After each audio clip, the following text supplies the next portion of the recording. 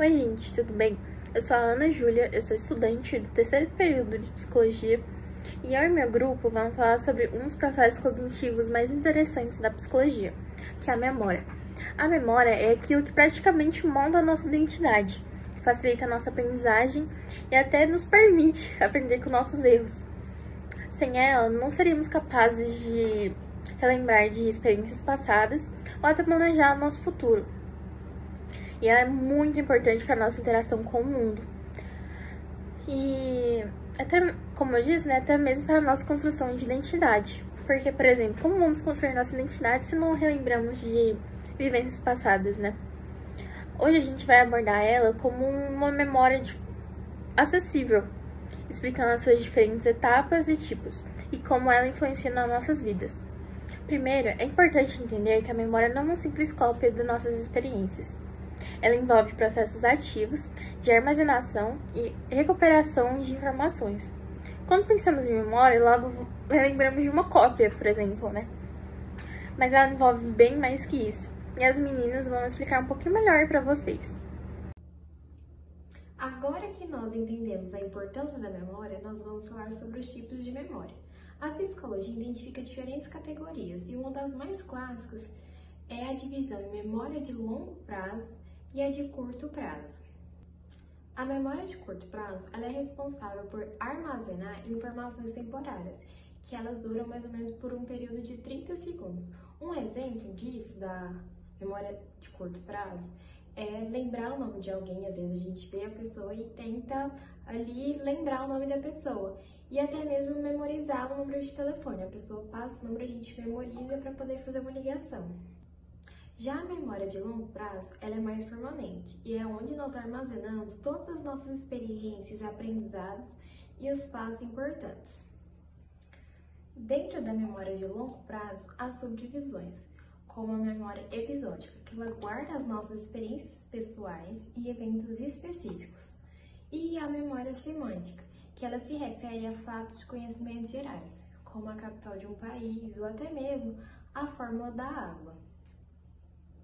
Uma característica interessante da memória é que ela não é uma gravação exata da realidade. Na verdade, a memória ela é plástica, ou seja, ela pode ser moldada por diferentes fatores, como emoções, sugestões ou até mesmo contexto no qual ela foi adquirida. Essa característica, ela explica porque muitas vezes nós podemos lembrar de algo de maneira errada ou até mesmo criar falsas memórias.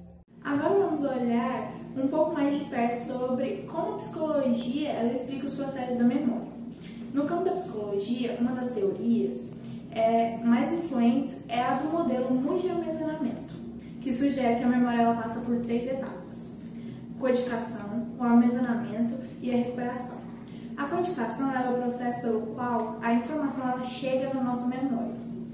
A informação ela precisa ser capturada de uma forma que possa ser armazenada. Isso pode acontecer por meio de associações como algo já conhecido ou pelo uso de estratégias mnemônicas, como a repetição ou a visualização.